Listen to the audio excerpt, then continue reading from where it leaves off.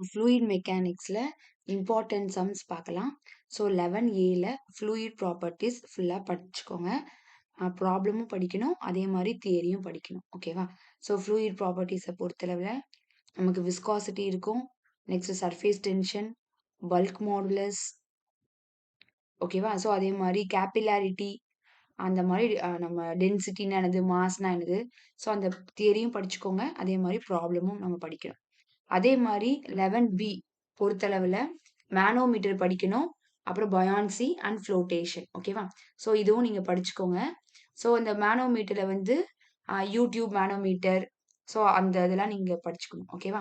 Suppose இந்த 11A தரவா இருந்தீங்க அப்படின்னா 11B பார்க்கணும் அவசியம் கிடையாது. பட் இந்த யூடியூப் மேனோமீட்டர்னா நீங்கள் ஆல்ரெடி படிச்சிருந்தீங்க அப்படின்னா நீங்கள் யூடியூப் மேனோமீட்டரை படிச்சு வச்சுக்கோங்க.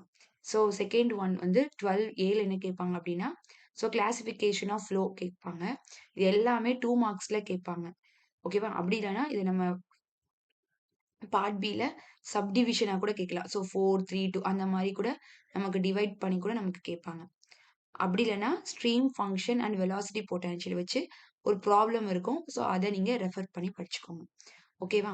ஸோ இல்லை இந்த எனக்கு டாபிக் எனக்கு நான் படிச்சது கிடையாது அப்படிங்கிறவங்க 12Bல இருக்கிற இந்த இதெல்லாம் பார்த்து வச்சுக்கோங்க. ஸோ கண்டினியூட்டி ஈக்குவேஷன், அதே மாதிரி மொமெண்டம் ஈக்குவேஷன் இருக்கும், பெர்னாலியஸ் ஈக்குவேஷன், ஆயிலர்ஸ் ஈக்குவேஷன். ஸோ இதில் கண்டிப்பாக வந்து டெரிவேஷன் கேட்டாலும் கேட்கலாம். ஸோ ப்ளஸ் ப்ராப்ளமும் கேட்பாங்க. சரியா? ஸோ பெர்னாலியஸ் ஈக்குவேஷனை வச்சு நமக்கு ப்ராப்ளம் கேட்பாங்க. ஸோ சப்போஸ் டெரிவேஷன் கேட்டாலும் கேட்பாங்க. ஓகேவா? ஸோ அதனால continuity equation, Bernoulli's equation, Euler's equation உள்ள டெரிவேஷனும் படிச்சுக்கோங்க. அப்புறம் நெக்ஸ்ட் வந்து அப்ளிகேஷன் டு பைப் பென்ஸ், என்னென்ன அப்ளிகேஷன்ஸ் இருக்குதுன்னு பார்த்து வச்சுக்கோங்க. ஸோ நெக்ஸ்ட் 13A பார்த்தோம் அப்படின்னா ரேலே மெத்தடும் பார்த்துக்கோங்க, பக்கிங்காம் பை மெத்தடும் பார்த்துக்கோங்க. ஓகேவா? ஸோ அதில் ப்ராப்ளமும் பார்க்கணும், அதே மாதிரி ப்ரொசீஜர் கேட்பாங்க. So procedure for Buckingham pi தியரம்னா அதையும் நீங்கள் பார்த்து வச்சுக்கோங்க. மேக்ஸிமம் எதுவுமே மென்ஷன் பண்ணல அப்படின்னா நீங்கள் அதை ரேலே மெத்தடில் சால்வ் பண்ணுங்க. இல்லை பக்கிங்காம் பை தியரம்னு மென்ஷன் பண்ணியிருந்தாங்கன்னா அதை கண்டிப்பாக பக்கிங்காம் பை தியரில் தான் நம்ம சால்வ் பண்ணணும். ஓகேவா? ஸோ அதில் ப்ராப்ளம் பார்த்துக்கோங்க, டெரிவேஷன் பார்த்துக்கோங்க.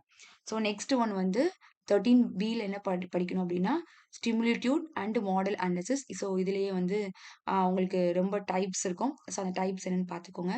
அதே மாதிரி டிஸார்டட் அண்ட் அன்டிஸார்டட் மாடல்ஸ். இதில் மேக்ஸிமம் எல்லாமே தியரி பார்ட் தான். ஸோ எல்லா தியரியும் படிச்சுக்கோங்க. இதில் எல்லாமே டைப்ஸ் இருக்கும், கைனமேட்டிக், சிஸ்டமேட்டிக், அந்த மாதிரி ஒரு 3 டைப்ஸ் இருக்கும். ஸோ அதை நீங்கள் பார்த்துக்கோங்க. இது ஒன்லி தியரி மட்டும் தான் வரும். ஓகேவா? ஸோ அதே மாதிரி 14Aல பார்க்கும்போது so laminar flow in pipes and parallel plates பார்த்துக்கோங்க. லேமினார் ஃப்ளோலையும் படிக்கணும், டர்புலன்ட் ஃப்ளோலையும் நம்ம படிக்கணும். ஓகேவா? ஸோ இந்த லேமினார் ஃப்ளோவில் பொறுத்தளவில் பைப்ஸ் வந்து பேரலா, பைப்ஸ் வந்து பிளெயின் அப்படி இல்லைன்னா பேரல் பிளேட்ஸ் படிச்சுக்கோங்க. நெக்ஸ்ட் வந்து இந்த மூடிஸ் டயக்ராம் ஒரு 2 மார்க்ஸ்னா என்னன்னு படிச்சு வச்சுக்கோங்க. அதே மாதிரி என்ன கேட்பாங்க அப்படின்னா ஜஸ்ட் அதை வச்சு ஒரு டயக்ராம் மாதிரி வரைஞ்சி நம்ம எக்ஸ்பிளைன் பண்ணுற மாதிரி இருக்கும்.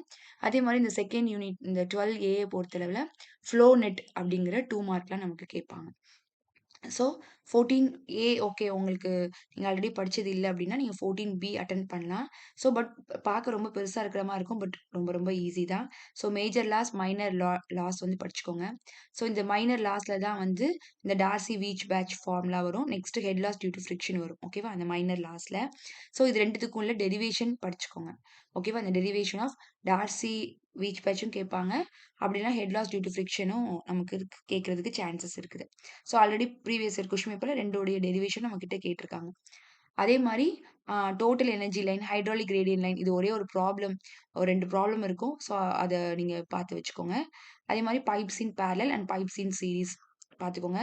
ஒரே பைப் வந்து ஸோ டிஃப்ரெண்ட்டாக அது பிரிஞ்சிச்சு அப்படின்னா, டீவியேட் ஆயிடுச்சு அப்படின்னா, ஸோ அதில் எப்படி ஃப்ளோ இருக்கும் அந்த மாதிரி இருக்கிறது.